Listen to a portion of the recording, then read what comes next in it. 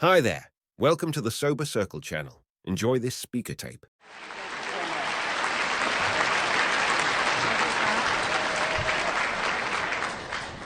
Thank you, Catherine. My name is Keith Lewis. I'm an alcoholic. I bring you greetings from the Midtown group of Alcoholics Anonymous. We meet on Monday and Thursday evenings at 7 o'clock in Wilmington, North Carolina. If you're ever there, come by. I promise you that you'll be made to feel welcome, just as I have here. And I really want to thank the committee for not only asking me, but staying with me. They asked me for last year, and because of some physical problems, I wasn't able to make it. But they were kind enough to invite me back this year. I guess they already had paid for the plane ticket, so I thought that, and I'd like to thank my lovely wife, Julia, for coming with me. And I want to thank the committee for including her, because many weekends I have to leave and go off by myself, and you can just take one look at her and know how difficult that must be. I want to thank Catherine and Jack and Shirley and just everybody who's been so kind. My friend Cliff and Pat, who have hosted us, they drove clear to the desert Wednesday and picked us up and brought us back to and let us stay in their lovely home, and they've just been wonderful. Cliff had called me earlier and said that there had been a drawing and they lost. I want to thank. I especially want to talk. Being a member of Alcoholics Anonymous, there are moments that are just thrill-filled. I mean, I don't know another way to say it. And one of those moments happened for me Wednesday when Pat and Cliff picked us up, and they drove over the mountains, and Pat was driving, and Pat was doing 10, 15, at times 20 miles over the speed limit, and she had this tremendous ability to drive through these mountain roads while pointing out points of interest and looking at me in the back seat. It was an amazing thing to behold. Tremendous. And I really want to thank John for this beautiful club that he gave me. He told me it's an honest program, and he said that the worst golfer was going to get that club, and I was surprised to see him give it to me. I really was. He was putting with it. He was on my team, and I think that's what went wrong. I want to thank the other speakers, too. My cup is already running over. My friend Vince last night was just fantastic, and the family thing this morning was just wonderful. I don't know when I've enjoyed anything as much. And my friend Craig, I played golf with Craig, and Craig is really the kindest man on the golf course, the most gracious man I've ever played golf with, and I really mean that. I mean, whatever you did, even no matter how wrong it was, he'd say something nice. And Al was over on the ninth tee, and it was a par 3, and I blocked a 6-iron over in this ditch, and Craig watched it, and 40 yards off course in a ditch, and he said it was the right distance. And I said, but it's in the ditch, Craig.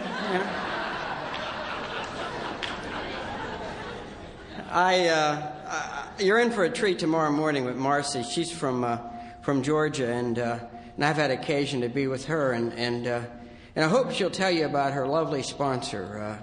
She has a sponsor named Maggie, who is probably single-handedly responsible for more sober members of Alcoholics Anonymous than anybody I personally know. And I was privileged to lead a retreat in Coleman, Alabama for Maggie, and I got to thank her. I had a dear friend named Bob Brown who passed away a couple years ago, and Bob was just a wonderful man, and I was privileged to be with him at the end, and when he passed away, and we talked, and as only friends can, and he said that one of his regrets was that he never had the opportunity to thank Maggie. Maggie ran the Biscayne Room, which was a place in Georgia before they allowed us alcoholics, before they discovered insurance and allowed us alcoholics in hospitals. Maggie would take people off the street and detoxify them in the Biscayne Room, and she saved my friend Bob Brown's life. And before he died, just an hour or so before he died, he said one of the things he regretted was that he never got to thank Maggie, and I got to thank her for my friend Bob. You know, Alcoholics Anonymous is an amazing organization, and I've been with you, well, next month it'll be 27 years, and you never cease to amaze me, who and what you are, and what you have made me as a result of who and what you are. I'll be profoundly grateful for as long as I live. Someone said to me one time, do you ever get tired of getting on airplanes and doing those things and this and that? And frankly, the answer is yes. I'd love to stay home and practice my golf game, and John would have liked that too, and everything else. But you see, I can't, because I'm hopelessly in debt to you. I owe you everything, and I'm so deeply in debt that I can't even pay the interest on the principal. And if I spend the rest of my life thanking you, it'll never be enough. I've been in California for a while now. I was up in Fresno a couple weeks ago, and I went down the desert and spent some time with my brother, and got over to Paramount Speakers last week, and I'm just thrilled to be here. If you're kind of new here, and I don't know, I met one man named Dominic who came over from Arizona, and I'm delighted he's here. He's got about 5 months, which we would all agree is an awful lot of not drinking, 5 months. But if you're kind of new here, what I'll try to do tonight, at least to the best of my ability, is to tell you a little bit about what it was like, what happened, and what I'm like today. And I'll try to do that. And if I fail, it doesn't matter, because Monday morning I'm on an airplane either way. But you may want to talk to the committee. I was born in a small town in Ohio, in a place called Martins Ferry. If you hadn't been there, I wouldn't bother. But I'm the second child, the eldest son, and I had 9 brothers and sisters. And I'm Irish. I won't tell you what church I went to. It's gotten a lot of play this weekend, I'll tell you that. And I will give you a hint. It's got something to do with bingo, but I'm not going to say any more than that. And as I think back on it now, I think that one of the things that characterized my childhood was the fact that I was scared. I think I was born scared. I also had the idea that I couldn't talk about it. And now, nobody ever said that to me. I came up with all of this myself. I've been sober, or came into AA too long ago to have learned about the child within. And I don't want to be critical of that. I really don't. But when I came in, they didn't tell me anything about healing the child within. They told me I had to discipline the little child within, and that's what the problem was. But I didn't know that I was seeing life differently than other people. Of course I didn't, because I never talked about it. But most of all, what I was afraid. And there were nights I'd lay in bed thinking about what it was I was afraid of. And I would come up with all these things, like, you know, I was 5 years old, and I thought about everybody, all the men seemed to get married, which meant one day I'd have to get married. And I didn't even like girls all that much. And who would marry me? I mean, my ears stuck out. You know, I looked like a taxi cab with the rear door open. And I was a skinny little kid, and I had something lived under my bed. And it was only there when it was dark, and I could press my little ear against the mattress, and I'd hear it moving around down there, and I knew what it was there for. I mean, I intuitively knew that it was waiting for me to dangle my little legs over the side of the bed, and I was gone. I knew that, and I couldn't talk about any of these things. And I just imagined one day the family would be at breakfast, and they'd say, "Where's Keith?" And they'd say, "Oh no, the thing under the bed got him." And it was an awful way to live. And I had a speech impediment, and only the people who loved me understood me, and they treated me like I was normal, and I'm grateful for that. But I was just a screwed up kid, and I was always looking for solutions for life, and I came up with some great solutions. The problem was it didn't fit the problem, but it was a great solution. I'm reminded of the ladies were playing golf, and they sliced a tee shot over in the next fairway, and a woman shouted, "4," but it was too late. And there were 4 men over there, and the one man fell to the ground, and he was rolling around. He had his hands between his legs, and he was just withering in agony. And she went running over there, and she said, "Sir, I'm so sorry." Well, he couldn't even talk to her. He was just groaning and with his hands between his legs. And she said, "I'm a physical therapist. I believe I can help you." And she she unbuckled his pants and then unzipped his pants, and she reached down and began to massage him. And she said, "There, sir, doesn't that feel better?" He said, "Yes, it does." He said, "But my thumb still hurts like hell." And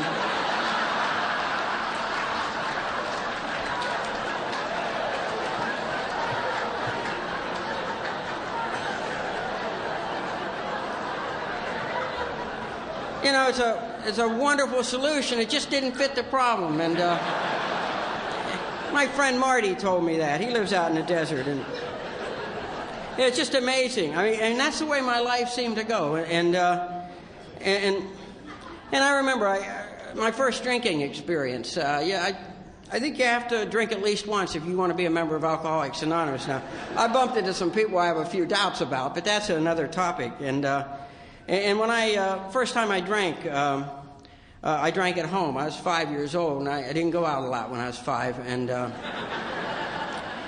my mother was out. She was either at the bingo or having a baby or something. And my father was watching us, and he was watching me. And I had a brother, dumb Denny. Denny's a year younger than me, and we were playing bug or something at the kitchen table. And I guess Dad thought it would be funny, and he got us each a beer. You know. Well, nothing happened to me. Denny, on the other hand, was having a spiritual awakening. He slid out of the chair and he was rolling around under the table, and he was singing "Mary Had a Little Lamb" and other drinking songs. And my dad panicked, you know, and he wrestled him to the ground. He put his jammies on, you know, the kind with the feet and the trapdoor, and he took him upstairs and he put him in bed, and he said to me, get ready for bed, son. I said, "Okay, Dad." And I got ready and got into bed, and he said, "Don't tell your mother about this, and I'll take you to the movies." And I thought, well, you know, they don't negotiate much with you when you're 5, so I was game, but Denny wasn't hearing it. He was having the best time, and I'll never forget this as long as I live. Little dumb Denny stood up in his crib, and he urinated on the floor. And I remember watching that thinking, you know, there's a kid who's powerless over alcohol and whose life has become unmanageable.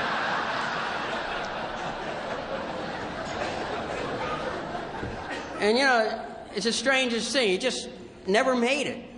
You know, we're not proud of this, but Denny just never really, you know, got a hold of it. He did some strange things. I'll give you some examples. Denny went to one college. It gets worse. It gets worse. He had one major. He graduated in 4 years. I never heard of such a thing. You know? Went to one graduate school. Graduated, top in his class. Had a number of job offers. He picked one. He just retired a couple years ago as vice president in a large international corporation. The strangest thing of all was he married one woman. Here's a guy had the world in the palm of his hands when he was 4 years old, and he let it slip through his fingers, you know. I had to work at this thing. I was 21 years old before I urinated on the bedroom floor for the first time.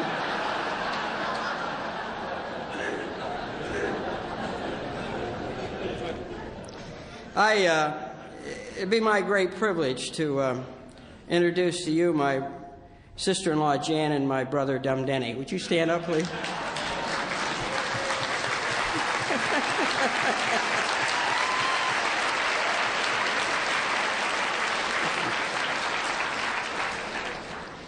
You know, I tried like crazy as a kid to do it right, and it never seemed to go real well for me. I mean, I was an okay student, but I was never particularly a brilliant one, and I was an okay baseball player, but I was never particularly, you know, outstanding. Denny was a superb athlete, and so what I discovered I could do well in high school was to be bad. Now, I wasn't that good at being bad because I couldn't get into much trouble, but I was what they call mischievous. And I was in a lot of trouble in high school, a lot of disciplinary action. And if we'd have been wealthy, I think I'd have been diagnosed as an acting out adolescent. We were poor, so I was just a punk. And we used to have to serve detention, and if you served detention in our high school, you went to the library and served it with Sister Victoria. Remember Sister Victoria? She was this wonderful little nun who used to run around saying really absurd things like, "Every boy is a prince, and every girl's a princess because we have a father who's a king. That's disgusting. And we'd say, call each other Prince Keith and Princess Mary and all that stuff. And when you served attention in a library with Sister Victoria, you had to make rosary beads. Okay, and those are things that Catholics pray on. And rosary beads have 10 beads in each decade, and there are 5 decades in a rosary. And so she'd give you pliers and wire and these beads and things, and you'd make rosary beads, and then they'd give them to the missions. They'd send them to the missions. And I spent a lot of time with Sister Victoria. And she used to put me behind a magazine rack. She said I was a prince, but I was contagious. So I'd sit behind a magazine rack making rosary beads, and I got really good at it. And my rosaries were different than other people's rosary. I made them with 11 beads in each decade. And, you know, after 4 years, I had hundreds and hundreds of mutant rosary beads all over the world. And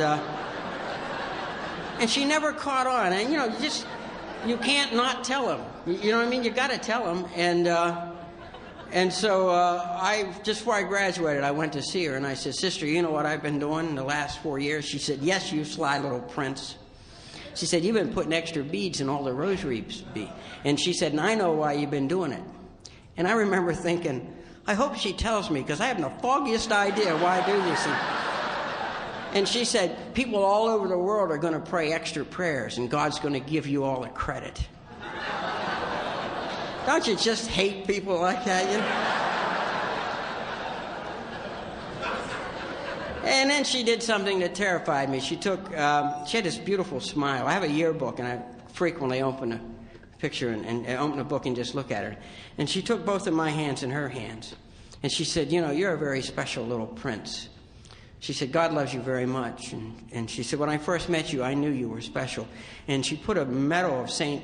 Jude on her beads. And she said, whenever I get to this medal, I say a special prayer for you. Now, St. Jude's a patron saint of lost causes, incidentally.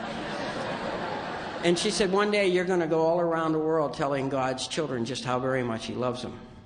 And so if I've missed you, I just want you to know, in honor of Sister Victoria, God loves you very much.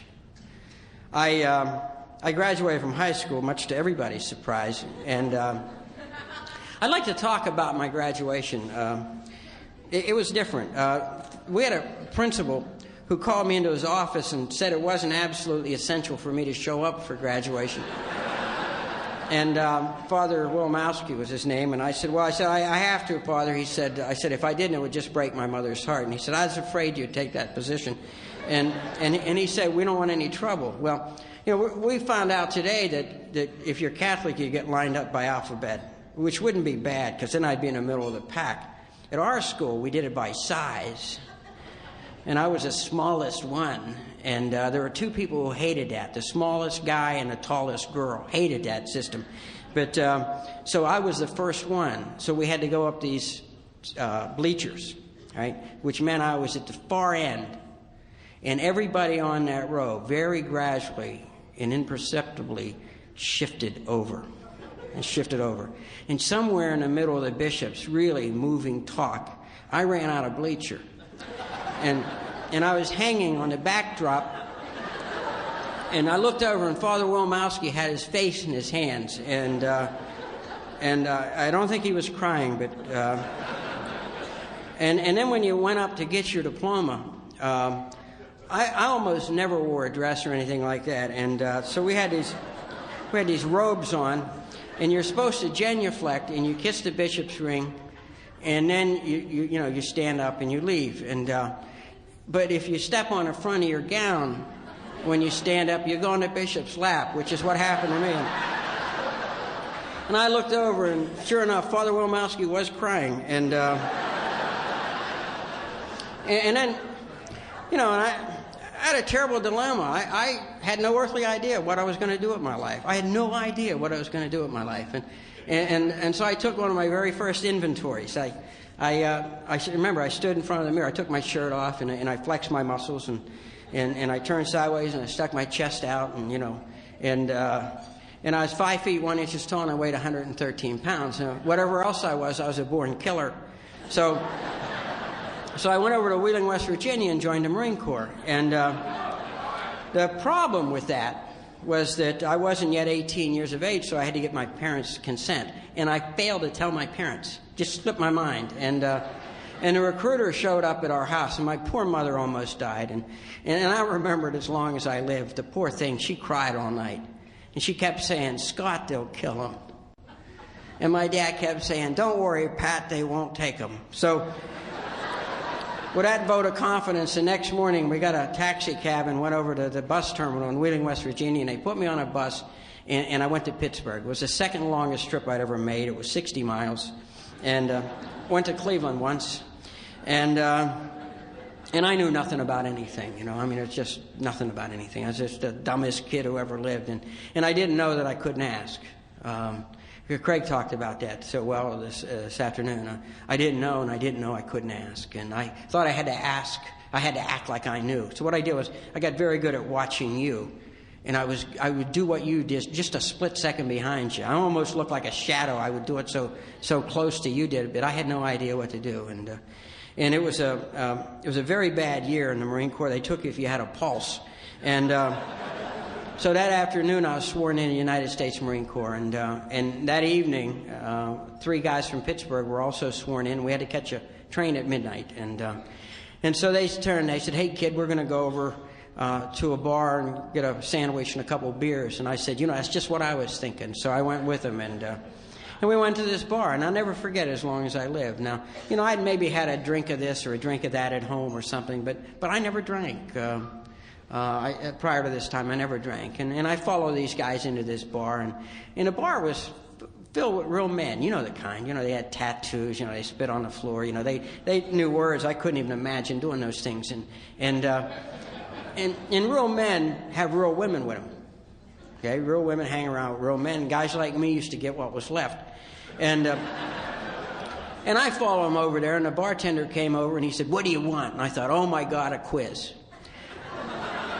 I thought the way life worked was when you least expected it, someone was going to say, "Take out a blank sheet of paper, put your name in the upper left-hand corner," and they were going to ask a bunch of questions. Now, I had a lot of answers because I studied all the time.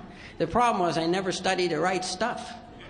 And I didn't know how to answer this question, and so I watched the other guys, and they said, "We'll have a beer." And I said, "Me too." And then he came back. He asked the same question, and then he came back the third time, and I knew the answer. I answered first. And something happened to me between the second and third drink, and you're here. It probably happened to you too, and that is I had what would pass for a profound spiritual awakening. I stood up. I didn't mean to stand up. I just couldn't help it. Just stood up. And the floor was 6 feet 4 inches below me, and my right shoulder was out there, and my left shoulder was out. The muscles were rippling through my body, and that mind that had been filled with so much fear. You know, the only thing I knew about the Marine Corps was they took a certain number of men to South Carolina and drowned them in the swamp every once. That's all I knew. And all of a sudden that mind was, boom, it's crystal clear. And I remember thinking, but of course, it's so simple. Why didn't I see it before? And for the first time in my life, I saw the big picture. The first time in my life, I really felt like I was somebody. It had happened occasionally. Danny and I played on the Little League baseball team. I won a championship 3 out of 4 years. And the night that they gave us the trophy, I was somebody. But as soon as we left, I didn't know who I was again. But this moment, I knew I was somebody.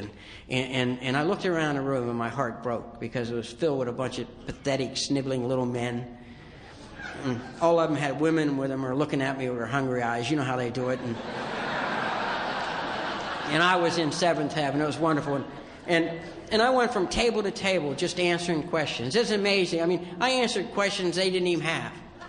And it was wonderful. They kept buying me beer, and it got more and more wonderful. And Pittsburgh's the greatest place I'd ever been. And just before midnight, they said, "We better go." And it seems to me that the people in this bar said, "Please don't go. We've just discovered you." And I said, "No, I have to go and make the world safe for democracy." And we went to the train, and I got on a train. Now, I assume I got on a train, okay? Because I woke up on a train, and that's reasonable. And I was laying on the floor of the Pullman coach the Marine Corps had kindly provided me with, and someone had wet the floor I was lying on. And whoever it was, they had wet me too. And And I was in Washington, D.C., which is 3 times as far from home as I'd ever been. And again, I was 5 feet 1 inch tall, and I weighed 113 pounds, and I was terrified. And I changed my clothes, and I got off the train, and the guys are waiting on the platform, and they said, we're going to go over and have a few beers for breakfast. What do you want to do? I said, that's just what I was thinking. And we went over and had a few beers, and we drank all the way to South Carolina. And that evening, I fell off a train in a place called Yamasee, South Carolina. If you haven't been there, I wouldn't recommend that either. And someone moved a bottom step. I don't know exactly what happened, but I fell across the next set of railroad tracks. And there was a very rude man there that they had sent to greet us. And he was hurling obscenities at myself and the other men who went down there to die for their country. And I remember trying to explain to this cretin that he'd probably get along a lot better if he treated us with a little respect. And very limited man. He never seemed to grasp exactly what it was I was trying to convey to him. I think he was just shouting so much that he really couldn't hear. And they say you can learn from every experience. And what I learned from that experience is you can do a lot of push-ups drunk. That's what I learned from that experience. And I know we've just had a wonderful meal, and I don't want to be indelicate, but I'll tell you something else. You can do push-ups and throw up at the same time. And I wouldn't recommend it, but it can be done. And the next morning, we went on to this place called Parris Island, and I was welcomed into the United States Marine Corps. And I must tell you, I loved it. I loved everything about it. Now, if you didn't think I belonged here before that statement, you know I belong here now. But I did, and I often wondered why I loved the Marine Corps so much. And it's truthfully, I think I just figured it out a few years ago. My whole life, I guessed at life. I never actually knew what my job description was. I never knew what was expected of me. But the Marine Corps has a very clear idea of what it is they want you to do. And they aren't a bit shy about sharing it with you. You know? And I've discovered that I'm a doer. If I know what to do, I'll do it. And that's what I did in the Marine Corps. And I took to it like a duck to water, and I grew a few inches, and I packed on some muscle. And I graduated from Parris Island, Dress Blues Award, Outstanding Man's Award. Every promotion I ever got in the Marine Corps was a meritorious promotion. I loved it. I was the youngest NCO in the Marine Corps at one time, and I worked hard, and I was offered a commission, and I would have been the youngest officer in the Marine Corps. There was only one problem, and the problem was I had this little thing called alcoholism. And I'll tell you what alcoholism is for me, okay? I think of it in 2 ways. Number one, the pre-alcoholic condition is a condition that will allow me to be surrounded by love, as I was my whole life. My parents, my father would play ball with me or checkers with me every day that I'd let him.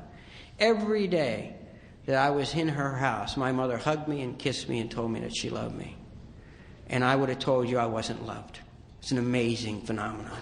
The inability to feel love. I have a friend, my friend Bob Brown used to say, I was never loved the way I thought I needed to be loved. And I had the ability just to see what was wrong. I would see that we were poor. I would see what we didn't have. We didn't have a car, and we didn't have that. I didn't see the fact that I had brothers and sisters that I loved so much, and a grandmother, and on and on and on. Just wonderful, wonderful people in my life. That's condition number one. Condition number two is that condition that I will fall. Craig talked this afternoon about enthusiasm, and enthusiasm is something I find is sort of endemic in alcoholics, and it's certainly obvious among sober alcoholics, but it's also obvious among drinking alcoholics. And I would become tremendously enthusiastic about whatever the way of life was that I had wandered into. And then I would quickly, or not so quickly, begin to violate every principle associated with that way of life. And then I'd have to blame them for what happened to me. And that's what I did in the Marine Corps. I ended up in Santo Domingo in 1965 leading a patrol, took a group of men on a patrol into a fire zone in a blackout. I don't remember going, and I don't remember coming back. What I remember was waking up. I was fully clothed, had a .45 with a round in the chamber and a hammer back, and 3 rounds were missing. I rarely slept that way. And I woke up, and they woke me up and asked me to make a report on what happened the night before, and I don't even remember going into the city. And I couldn't report, and so I sidestepped it adroitly. And I turned down that commission, and I got out, and then I blamed the Marine Corps for what had happened to me. And that's my story. That's my drunkalog. That's it, pure and simple. I would become very enthusiastic about a way of life, and then I'd end up violating every principle associated with that way of life. And I got married, and that's what I did as a married man. I violated every principle associated with being married. I became a man who became emotionally, physically, and spiritually abusive to the woman I was married to. We had 2 beautiful children, and our second daughter, Kimberly, was born, and she was almost 3 months premature, and she had a very serious case of hyaline membrane disease. And she was born in a hospital in which I was working, Georgetown University Hospital, and 3 days before she was born, they had bought an experimental machine, and so it was there the day she was born. And the day she was born, I was passed out on the living room floor in my underwear. And my wife had tried to wake me and couldn't, so she threw water on me, and then she called the neighbors. And so when I opened my eyes, I was laying on the floor of this apartment in my underwear, soaking wet, with my neighbors looking at me. The way they look at us, with that disgust.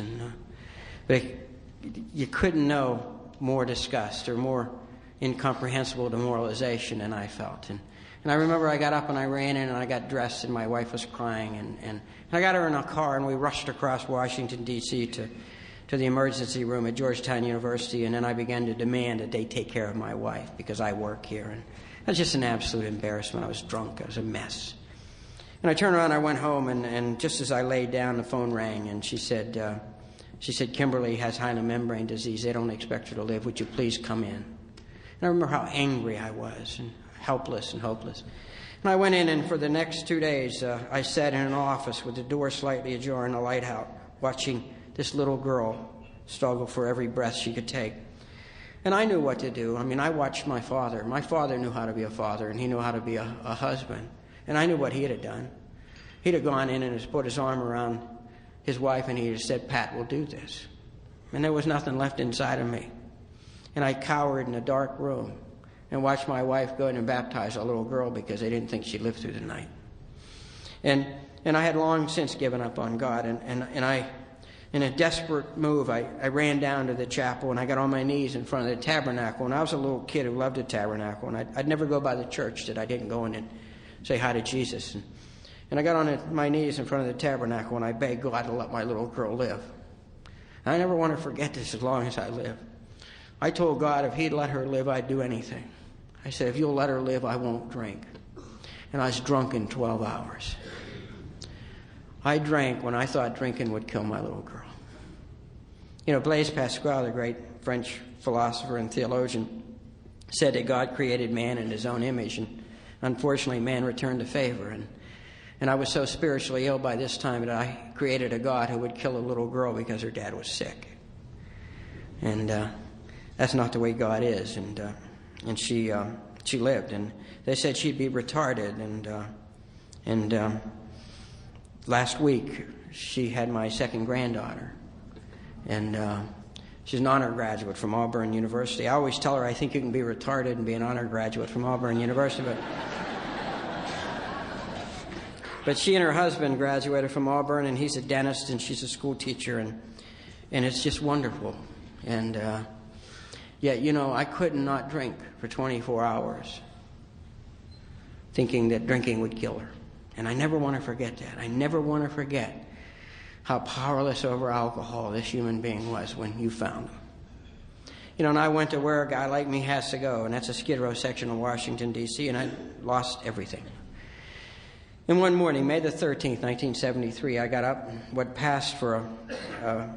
into what passed for a bathroom in a dive in which I was living, and I had a bunch of pills, and I just didn't see any other way out. And to this day, I don't know if I began to take them or not. What I do remember was saying something to the effect of, you're 29 years old and it'll be over. Now, I really want to stress here, there were hundreds and hundreds of people in my life who loved me enough to do whatever it took, and I didn't know it. When they say that alcoholism is selfishness and self-centeredness, it really is. And I was about to perform the most self-centered act a human being can perform, and that is to take his own life, thinking it wouldn't matter to anybody else. And I heard a voice. It was a woman's voice, which surprised me, and in effect told me that when you're 29, it's not supposed to be over. It's supposed to be starting. And it jarred me. And And I immediately remembered that my estranged wife had given me a couple of telephone numbers, and one was to Alcoholics Anonymous and one was to a treatment center, and I could only find one number. And I called it, and it happened to be the treatment center, and I spoke to a woman who knew what to say to me because she was a recovering alcoholic. And I spent the next 3 days not drinking, trying to come up with enough money to get into a treatment center, and it was only $350. And I went to the bank to try to borrow some money on this old car I had, and part of what went on with me those 3 days was auditory hallucinations. And it was funny, I'd put a nickel in the parking meter, and the London Philharmonic Symphony would be playing Beethoven's Fifth Symphony, beautiful thing. And I'd be standing by the parking meter thinking, what a great deal. You know, I mean, a nickel, you get to park and you get to listen to music. And then I was in a banker's, I was sitting there talking to a banker, and I'm hearing Beethoven's Fifth Symphony, and I realized there wasn't music. I was the only guy who was enjoying this music. And then the next day, the stuff out of the corner of the eyes, remember those? You know, those things that would dart around, and then my skin started moving around on me. And 3 days later, I somehow knew it was time, and I got in a car, and I drove from Washington, D.C. out to this little treatment center, and it took me 5 hours to drive 30 miles. I had what we used to call the run-in fits, and I could go so far, and then I'd be sick, and I'd throw up, and then I'd wet my pants, and then I'd be sick, and I'd change my clothes. And I was changing my clothes outside of this broken-down car on Route 29 outside of Washington, D.C., and my Phi Theta Kappa key fell out of my pocket. And I wondered what had happened. They always told me that I had so much potential, and I was saving it for a rainy day, and then there was nothing there. And I went to this place finally, and that night they put me on a bus and they sent me to a place called Alcoholics Anonymous. And I never knew Alcoholics Anonymous existed. I worked in one of the finest medical centers in the United States, and I didn't know that Alcoholics Anonymous existed. And I'll never forget that day as long as I live. I didn't know it then, but it was to be the beginning of the rest of my life. And I got off this bus and I walked up, and there was an old man at the door, really an obnoxious kind of guy, you know, look you in the eye, you know the kind, you know. And I was a shoe guy. I like to look at shoes. And he shook my hand and he said, "You're new." And I thought, oh my God, he's psychic. And he said to me, put his arm around me, and he said, "You know, son," he said, "if you keep coming here, you never have to drink again." And I just wanted to scream at him, "You don't know me. I'm a guy who drinks when he thinks drinking will kill his little girl." But he did know me because he was an alcoholic and he was a member of Alcoholics Anonymous. And what I couldn't do on my knees begging God, I did in the presence of perfect strangers. From that day till this, you have kept your promise. I have not had to take a drink. And he took me inside and he introduced me to an old woman who's 10 days older than dirt, the oldest human being I ever saw in my life. And she got me half a cup of coffee and sat next to me and patted me. And halfway through the meeting, she looked over and the old face exploded into a smile. And she said, "If you stay with us, honey, you never have to be alone again." And I began to cry. I didn't know that what I had been was alone. So desperately alone. That's what I love about 12-step work. I love about prisons and many of the places I'm privileged to go. Hearing fifth steps and things like that, the privilege of being invited into that place that people swore no one would ever be allowed to enter. And that's what you did for me. You handled me kindly, you handled me gently. Nobody was ever mean to me in Alcoholics Anonymous. And it took me 2 or 3 weeks to realize that I wanted what you had. I didn't think I was an alcoholic, and I didn't think I had what you had, but I wanted what you had. I wanted that peace of mind and that contentment, the camaraderie, the friendship, the hugs. I wanted that. And I was afraid that I wasn't one of you. I was afraid you would discover that what I was insane. I was a guy who thought about killing himself. And the thought of suicide for quite a while was pretty close to me. I was a guy who didn't call his parents and wasn't permitted to see his children. I was a guy who couldn't sleep at night, and I'd just drive around Washington, D.C., and I'd visit the monuments, and I'd read them every night. I could never remember what I read the day before, so it was like being new all the time, you know. And I was a madman, and I really was a madman. The first few months I was sober, I was absolutely crazy, and I couldn't go into stores. I was telling a friend of mine, I couldn't go into a grocery store for more than a few minutes. So I did all my shopping in the express line. And I'd run in and I'd get a basket and I'd grab 10 things and I'd run up to the express line and I'd pay the man and I'd run out of there and I'd be sweating and everything. One time I'm in this line, and I guess the guy's having a bad day, he's bored or something, And he said to me, "Sir, you have 11 items and this is a 10-item line." He's just having fun, and I just lost it. And I said, "You're absolutely right." I said, "I don't deserve to shop in your store. And I don't deserve to be in your line, and you're right." And I turn around and people standing behind me, and I'm saying, "You ought to be so proud of this man. He caught me trying to sneak 11 items through a 10-item line, and all these people want to do is buy a few things and go home, and I'm going on, and finally he's saying, "It's all right, sir, it's just a joke. It's just a joke." And the manager came over and said, "What's going on here?" And I said, "You ought to be so proud of this man." I said, "He caught me sneaking through this line with 11 items. I said, you got to promote him." And I'm going on and on. I started to cry, and the manager said, "It's all right, it's all right." I said, "No, I don't deserve to shop here." And I ran out of the store. And I called my sponsor. He said, "You did what?"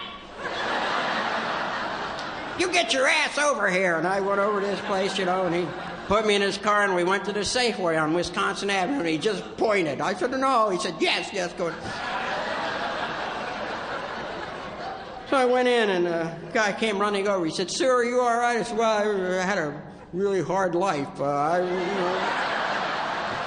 wanted to apologize for... wanted to buy a few things if I could, and so. And I always did my shopping there from then on, and I get in that line, and the guy go, 1, 2, 3, 4, we'd laugh and have the best. But I was insane. I really was insane, and I do the craziest thing. If you're kind of new, I want to warn you against old-timers. Stay away from old-timers. Cliff and some of these old-timers, because they aren't nice people. Vince is an old-timer. Stay away from people like They aren't nice people. They lie.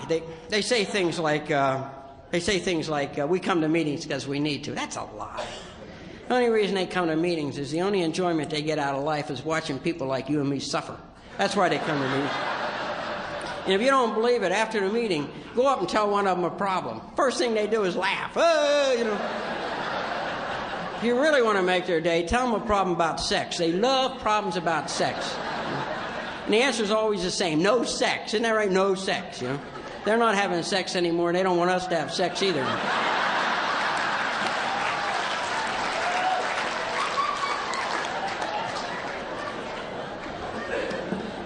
I used to go to these old-timers. I was a fool, I hung out with a group of guys. It's sort of like the problem of the month group. We'd come up with a problem, and then they'd say, "Go ask the old-timers." I'm not going to ask the old. Go ahead, ask them. They like you. So they hate me. No, go ask them. So I'd go ask them, and old-timers never answer questions. They speak in parables.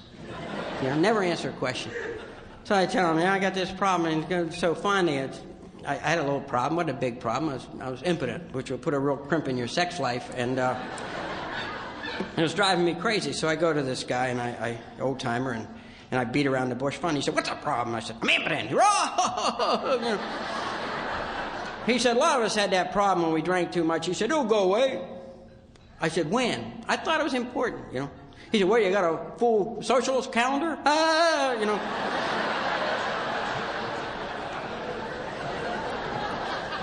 So the next month, I go back to the same guy. You talk about insanity. I go back to the same guy. And I told him this problem. I don't remember. It was a big problem. July of 73. You might remember it. Big problem. Everybody had it. And I went to this guy, and I said to him, I told him this problem. And he said, "I'll tell you what I want you to do.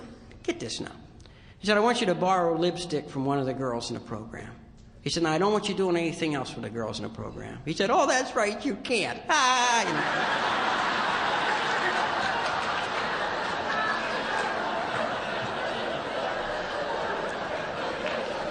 He said, "I want you to go home and I want you to write on the mirror, 'Keith, you were wrong.'" I said, "Well, I can't do that. You see, my problem is I have a poor self-image and I need to be affirmed." Don't ever talk that way to an old-timer. They hadn't read any of those books. And so he said, so I bought some lipstick. I didn't want to owe anything to anybody, especially a woman, right, guys? And so I went home and I wrote on the mirror, "Keith, you were wrong." And I knew they were nuts. I threw it in a trash can. I went to bed. It was a normal night. Remember a normal night at 50 days? Oh. I closed my eyes and my brain woke up for the first time that day. And it took off, You're never going to make it. They're going to find out you're crazy, and they're going to kick you out of Alcoholics Anonymous. You're going to be alone the rest of your life. What difference does it make you're impotent? Just on and on, Then I'd finally drift off to sleep, and then the leg cramps. Remember the leg cramps? Oh, God, I'd be jumping up and down beside the bed with the leg cramps, And then 15 minutes before I had to go to work, I'd go sound asleep. And it would take 3 alarm clocks to wake me up, and my mind was still working. You're going to go to work today, and they're going to find out you don't know how to do your job, and they're going to fire you. And what difference does it make? You're hopelessly in debt. And I went out and I started a coffee. I just wanted to cry, And I went in and I looked at the mirror, and it said, Keith, you were wrong. I said, well, thank God, because if I'm right, I'm in a hell of a lot of trouble. And I discovered that the great grace of Alcoholics Anonymous is being wrong. So if you're kind of new, be wrong. The more stuff you can be wrong about, the happier your life's going to be. And I tell you something, you'll find this hard to believe. They don't keep score how many times you were right and wrong. Now, I lived my whole life thinking that somewhere they were keeping score. And if you were wrong too many times, God would say, get off the earth. He doesn't do that. It doesn't matter. I don't know what I was right or wrong about yesterday. I got on the wrong golf team. But, I can't think of much else that went wrong. But it doesn't matter. I got the club, Big Irma, it's called.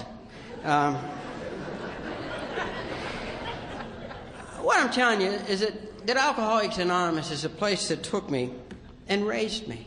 And I don't know any other way to say it. I was privileged to grow up with the parents with whom I grew up. Wonderful parents, taught me right and wrong. The church in which I grew up, which I was so angry with. I was one of these people who came to Alcoholics Anonymous. I was religiously anti-religious, you know the kind. And I was just waiting to be offended. Go ahead, offend me, go ahead, And I used to say these brilliant things like, I don't like organized religion. Well, I did an inventory and I discovered the truth. The truth was I wasn't the Pope. If I'd have been a pope, I would have loved organized religion. And of course, what I was spiritually ill. And spiritually ill people don't see the depth and the power of spiritual principles. And things happened to me that I couldn't believe could happen. I did the step work that we're told to do, and I got involved in inventory. I remember one night I drove to New Jersey where Denny was living, and I was able to make amends to Denny for the things I'd said about him behind his back, because it's awful hard to have a brother like Denny who does everything once, does it well, And I was one of those people who used to berate the nuns. The nuns have been blamed for more stuff than the Nazis if you hang around Alcoholics Anonymous. And I remember we started talking about the nuns, and Denny said, I said, yeah, remember they used to beat our knuckles with the roller? And, it had to be worse for me, so they used a centimeter side on my knuckles. And Denny said an absurd thing. He said, well, I seem to remember that happening a couple times, but most of all, I remember a bunch of dedicated women who gave their whole lives to teach little kids. I said, well, that's one way to look at it.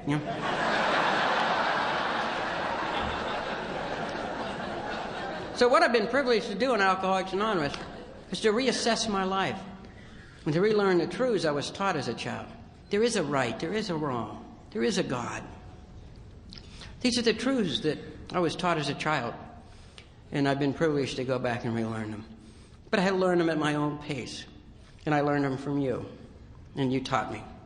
You taught me everything I know, or you affirmed everything that was of value in my life. And you did it by loving me. I remember going to a meeting with my friend Dick L. Greeted me at the door.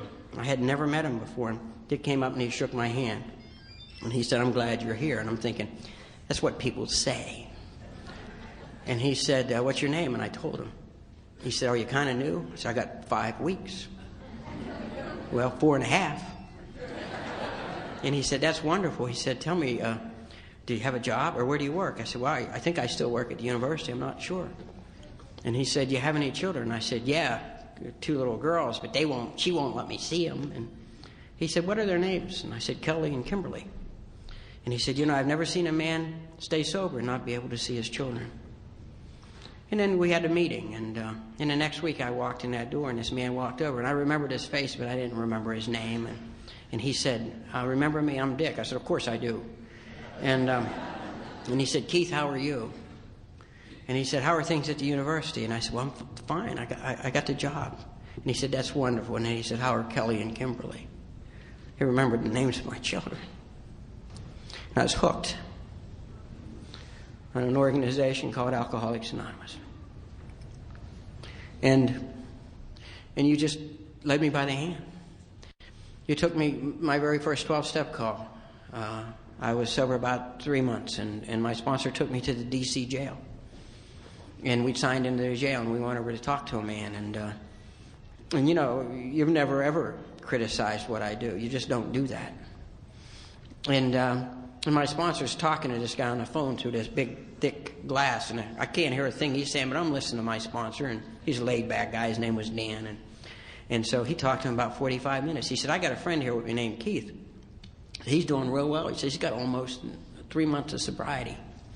And he said, I'm going to let you talk to him for 5 minutes. I think 5 minutes, I got a lot to say to this guy. And so I got the phone, and I began to preach to this guy. And I finally took a breath, and he said, wait a minute, buddy. He said, this AA crap's fine for, a loser like you. He said, but I'm a Fulbright scholar. And I just lost it. And I began to scream on the phone, well, Mr. Fulbright scholar, one of us is leaving here in a few minutes, and one of us isn't. And my sponsor saw it wasn't going very well, so he tried to get the phone back, but I wasn't finished. And so I was down on the floor, cradling this phone, screaming at this guy. And the other people, the other visitors, began to look in our cubicle. And then finally the guards came. And so Dan got the phone away from me, and he said, yeah, he said, I'll come back tomorrow. Yeah, I'll come alone. He hung up the phone. We went out in the parking lot. I knew I was going to be drummed out of Alcoholics Anonymous. I just knew it. And so we're out in the parking lot, and Dan didn't say anything. You know how they do it. And I couldn't stand it anymore, so finally I said, that was pretty bad, wasn't it? And you know what he said to me? He said, I'll be honest with you, Keith. He said, most guys wouldn't have done it that way.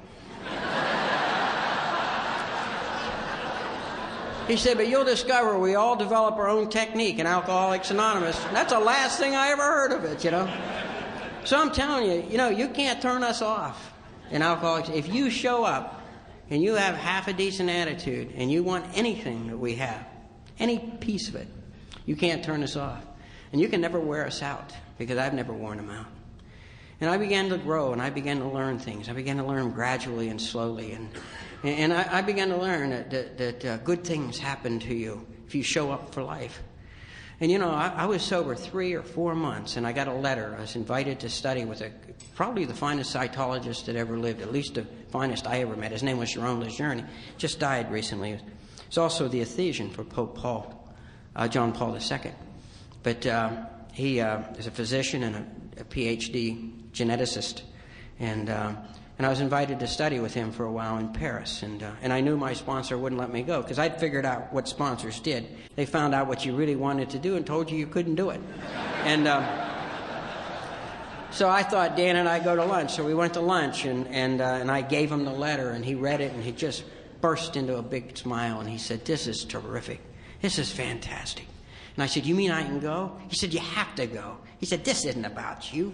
He said, this is about Alcoholics Anonymous. He said, best you could do is crap your pants over there on Skid Row. He said, this is about Alcoholics Anonymous and about God working in our life. He said, you have to go. And then he told me something. If you're new, please hear this. Please hear this. He said to me, Keith, you can do anything in life if you prepare properly. We will prepare you to go to France. And New Year's Eve, 1974, I was landing in Orly Airport, and I'm glad I was all by myself over in the corner, because I couldn't keep from weeping. And I thought 7 months ago, I came within a fraction of an inch of taking my own life in the Skid Row section of Washington, D.C. And here I am walking the streets of Paris, a free man. And that's Alcoholics Anonymous. I'm always amazed when I see a room like this. A little over 5,000 people are registered for this conference. Okay? Now, I know all of us aren't alcoholics, but just say 3,000 of us. There are more sober people in this building today than there were in the state of California 64 years ago. And that I should be included in that. It's something for which I'll be profoundly grateful. My life just has been swimming since then. There's so much I'd like to tell you, and I'm quickly running out of time. I won't talk too long, and I want to respect the wishes of the committee and the dance people and everything. But also the taper. The man who's taping this conference is a man who I owe a great debt of gratitude, and I hadn't seen him in a long time. And you remember Desert Storm? I was living in Fayetteville, North Carolina at the time, and a lot of our members were men and women in the military, in the Army, in the Air Force. And a lot of them had to leave to go to Desert Storm, and I called your taper, and I said to him, a lot of our folks are going overseas. Do you have any tapes? I'd like to be able to send them. And within a week, a crate of tapes arrived. And I sent them to the men and women who I knew over in the desert, and what they would do was initial them and pass them on. And I saw tapes that had hundreds and hundreds of initials on them, and that was their contact with Alcoholics Anonymous. You know, there's so much I could say. I ended up getting a sponsor named Sandy B. After a few years, Dan sort of dropped out, and I ended up getting a sponsor named Sandy B. who walked me through the steps. And that's, as Vince said so well last night, that's when I began to live. When the steps began to happen in my life is when I began to live.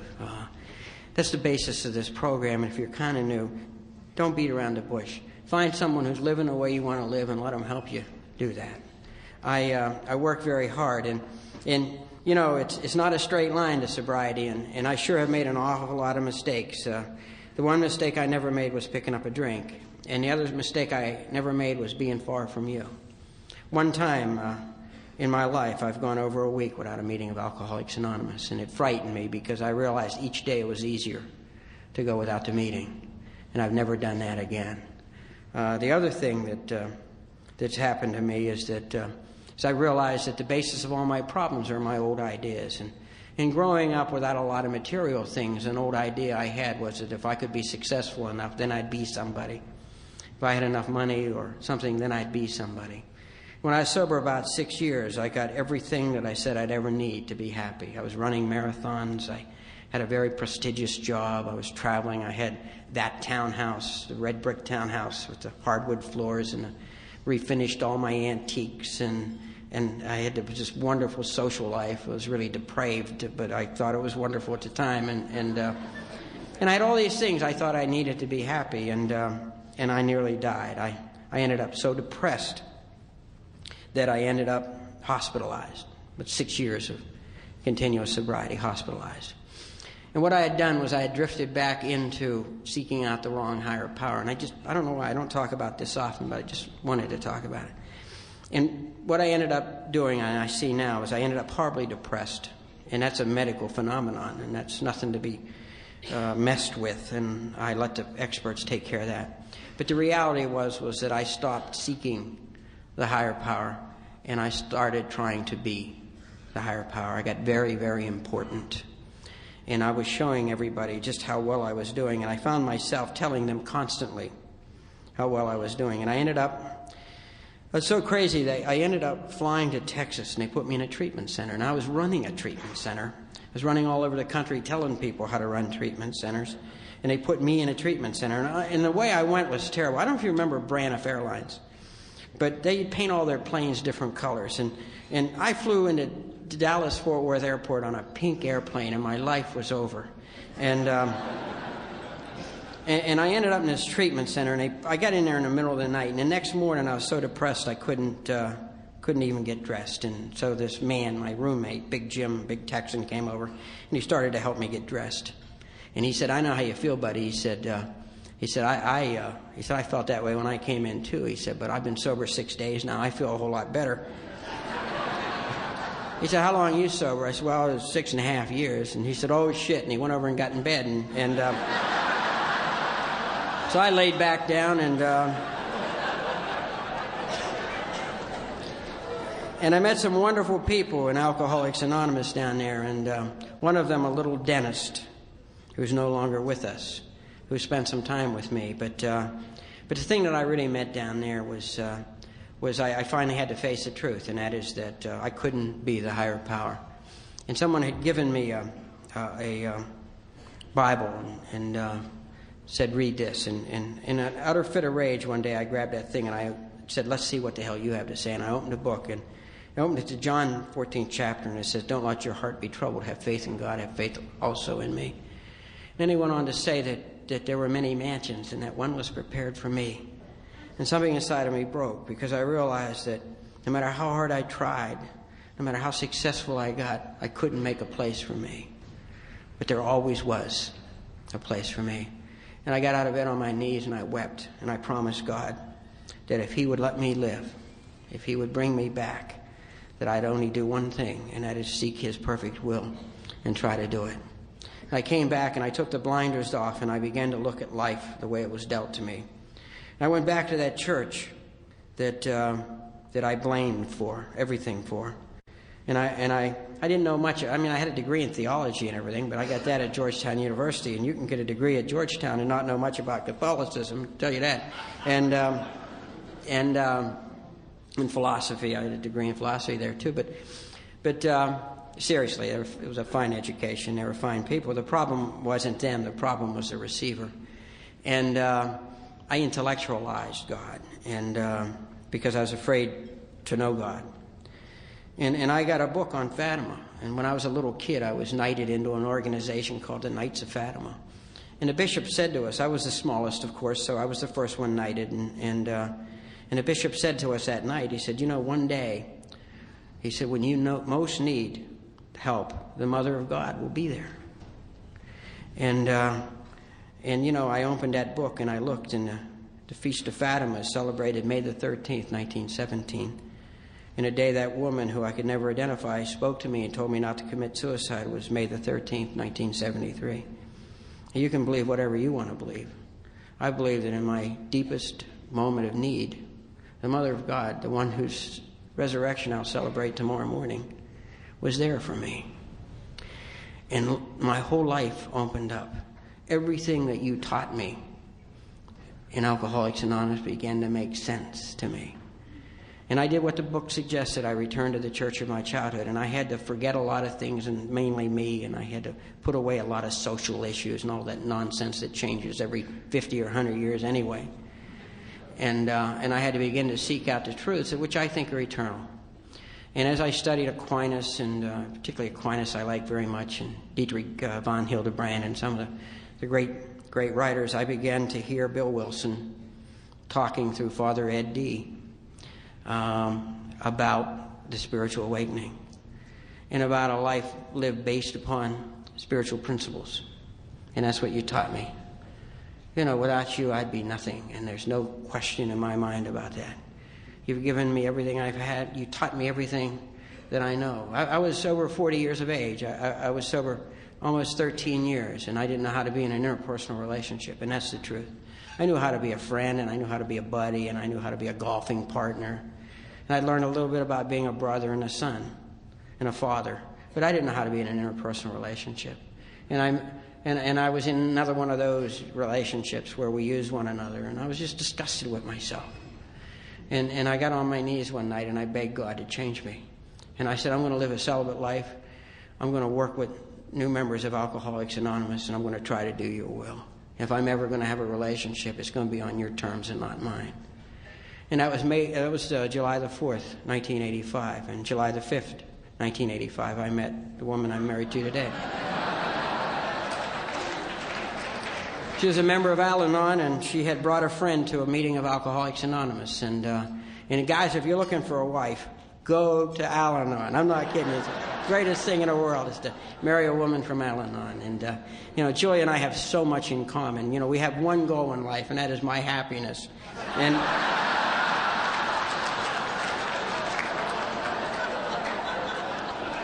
it's just wonderful. And you know, it was amazing to me. Every instinct I had was wrong. And I have a sponsor, Tom I, and Tom's a wonderful man. I think the finest member of AA I know. He hates it when I say that, but it's the truth. He is the finest member I know. And I went to him and I said, Tom, I said, you're really well married. I said, you're even married when you're out of town. I joke with him, and he said, yeah. He said, I'm especially married when I'm out of town. And I said, will you teach me how to do that? And he took me by the hand, and he taught me everything that I know about interpersonal relationship. And you know, it was interesting to me that every instinct I had was wrong. Every instinct I had would have been the way I did it before, and I would have gotten the results I always got before. You know, I said to him, we're going to have an exclusive relationship. He said, you're not ready for that. And I said, why? He said, you'll know why. And you know, a few months later, I knew why. What I always did was if I found someone who I thought I might be able to capture, I captured them because I thought if they had time to think it over, they'd pick somebody else. And then I discovered that wasn't so. And then I said, you know, we're going to get married. And he said, you're not engaged. I said, that's an old-fashioned idea. And he said, Keith, it got to be that way for a reason. And so I bought Julia a ring. And when Christmas Eve, she'd come over to my house, and we were going to go to midnight mass together. And I'd built a fire, and I talked to her parents and gotten their permission. And I had a ring in my pocket, and I was going to get on one knee and ask her if she would marry me. And just as I was about to do it, she ran into the bathroom to powder her nose, and I chased her in the bathroom, and I put the ring on the wrong finger, the wrong hand, and asked her if she'd marry me. And she fell into my arms, and we both wept. And she did marry me about a year and a half later, and the 20th of next month, it'll be 11 years of marriage. And I'm just saying this because I'm really married, and I don't have to violate those principles associated with marriage like I did before. And that's because of you. You taught me how to be whatever I am today. And I think that if I were to describe a life in Alcoholics Anonymous and the 12 steps of Alcoholics Anonymous, you know, they are spiritual in nature, as the literature tells us. But the result or the fruit to that is that if I'm not a better husband and a better pigeon and a better sponsor and a better brother and a better friend and a better son and a better father and a better grandfather today than I was this time last year, I'm not doing it right. This program's about spiritual growth, and the rewards are overwhelming. I quickly want to tell you just a couple things, and one of them is my dear brother Terry I'd like to talk about from time to time. I love Terry so, and Terry died of this alcoholism. Well, they called it cancer, but it was alcoholism, and he died the day before my 20th AA birthday. And 18 years before, Terry had 90 days of continuous sobriety a couple times, and it just never happened for him. And he was in the hospital, and I got to go see him. And Terry used to leave town when I went home because I guess it's hard to have a sober brother. And I loved him so. And I got over to the hospital, and we spent about 2 hours together. And he had questions. I was his big brother, and he had questions. And things like, do you really think there is a God? And I said, I know there is. And he said, do you think God could like a guy like me? And I said, if you were the only one, he would love you too. And then we talked about things, the rosary and the scapular, and some of the things that meant a lot to me. And I gave him some, and we talked a little bit. And when I went to leave, he smiled and he said, I didn't leave town this time. And I said, I know. And I asked him for a favor. I asked him if I could hug him. And, you know, when you're an alcoholic, it's hard to hug somebody. And he told me I could, and I hugged him just for a brief moment. But it was enough. I remember theology principle that I had learned that there are two kinds of time. There's something called chronos, which is chronological time, which is what I'm out of. And then there's something called kairos, which is God's time. And God's time is always now. That's why we can't meet God in the past, and we can't meet God in the future. We can only meet him now. And, you know, in chronological time, I just hugged my dear brother for a few brief moments. But in God's time, I hugged him forever. And that's what I know to be true in Alcoholics Anonymous. Now, shortly after my brother died, I watched my wonderful mother, my saintly mother, pass away, and she suffered so well. And she considered everything at the end of her life, particularly the suffering, as a prayer.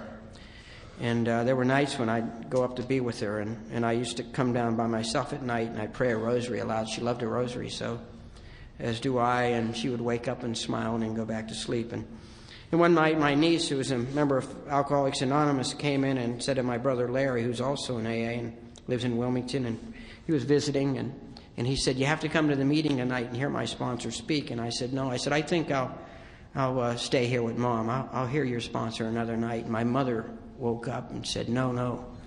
She said, you must promise me that you'll go to Alcoholics Anonymous. You must promise me you'll always go to Alcoholics Anonymous. Those were the people who brought my boys home to me. And I got some appreciation for what you've done in the lives of the people that I love. You know, Mom passed away shortly after that, and she had made a list of the things she wanted in her coffin. And one of the things on the list was my 23-year chip. Every year I'd give her a chip. And buried with her is my 23-year token. Everything in my life I have because of you. Everything. You know, I moved to North Carolina in 1980 and left Washington, D.C., and I always loved Washington, but North Carolina is my home now. And I remembered an incident. I was just had moved down there, and I was pretty newly back to the church of my childhood, and I was really enjoying that. And I was sitting out on the balcony one night. I was sober about 7 years, and I had a big book and a big book, and I was reading it. And I had a little apartment over a lake, and I was reading, and it just overwhelmed that sense of peace and gratitude that comes to us lucky enough to catch this thing called Alcoholics Anonymous. And I said, why me, Father? Why have you picked me? And I hearkened back to when I was in that treatment center, and I called my poor estranged wife, and I said to her, I'm an alcoholic. And she said, no shit. And I said, why me? And she said, why not you? If anybody deserves it, you do. And she hung up. And I'm asking God, why me, Father? Why me? And he said, why not you, son? If anybody deserves it, you do. And that's the beauty of what I think we have here, is that what I have is what my Father always wanted for me. And that is a sense that I'm very, very special to him. And you're very special to me, because you're a bunch of princesses and princes. And we have a Father who's a king. And during this season in particular, I wish you the very, very best. I wish you a resurrection that develops a spiritual awakening so profound that it results in a personality change. And I wish you sobriety, and I thank you. And Denny, Jan, thank you so much for being with me tonight. My lovely wife, Julie, I want to thank you just for putting up with me all these years. And I ask you to keep my new grandson, who's a week old, and my granddaughter, who's 8 days old, in your prayers. Thank you very much.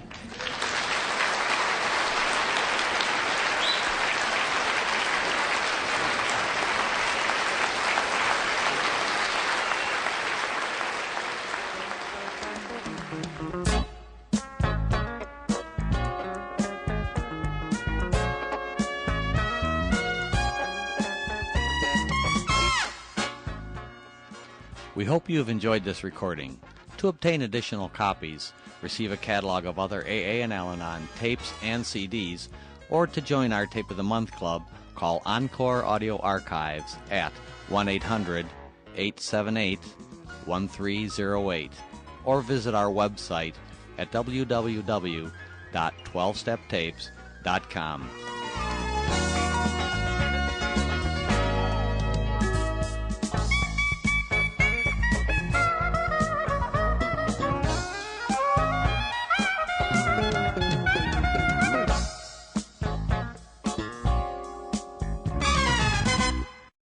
Thanks for listening. Please support the channel by liking and subscribing.